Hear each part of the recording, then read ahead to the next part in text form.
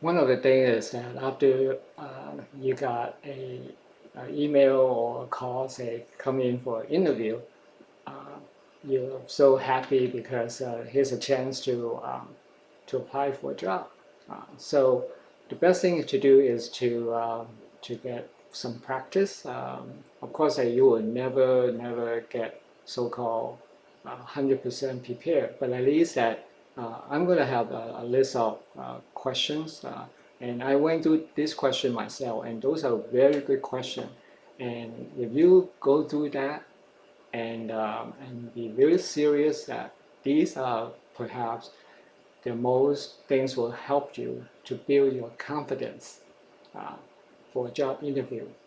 Now, of course, I'm going to scroll through this question real quick on the video, so you need to look at from a computer, uh, and then you could pause it, a few questions at a time, and then try to answer it not just from your head, but use a notebook to jot down some notes, some example either from your work experience, volunteer, or even your personal life, like how to arrange for a party or situation that you have disagreed with somebody, how do you handle it, and a lot of situation.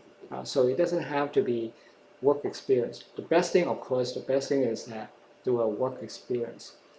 So here goes. Oh, by the way, when you look at those questions one at a time, the best thing is look away from your computer after you read the question, after you wrote down on a notebook, and look at another object that you have in front of you. And then, or look at the wall and look at that object or, or the wall as your interviewer. And then just go through this kind of scenario um, because when an interviewer asks you a question, you only have less than 2 minutes to be concise answers to that question. So the more you practice, the more you feel confident, and the quicker you answer those questions. Uh, and so when they see that you are prepared, or when you are prepared, that you're not lying.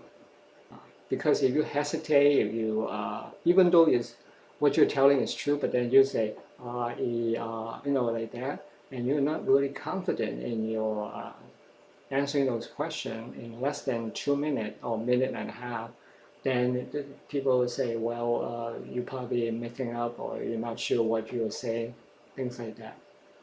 Okay, here goes those questions. And I will start at the top first. Oh, by the way, I'm going to have this in the description box of this video. See what I could download in a PDF file so you could have a copy too in a PDF file instead of a video. Okay, here's a first question. I'm not going to read one at a time, but just describe a time on any job in which you were faced with stress, which tests you.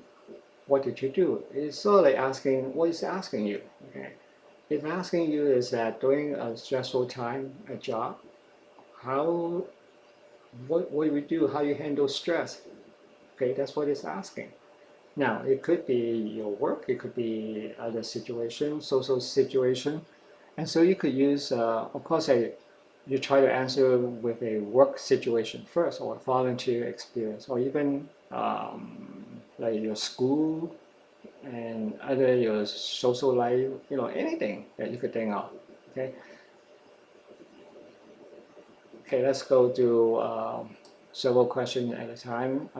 You could pause this video.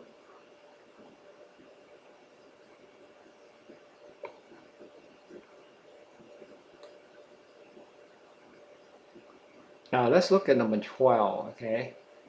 This is a very good one too. Tell me an example out of time when you had to go above and beyond the call of duty in order to get a job done. Meaning that, what do you do to go a second mile to get the job done? Meaning that you're not just being do things, not just being told what to do, but to do a little bit more just to get the job done. Here goes some more questions. Again, you could pause it.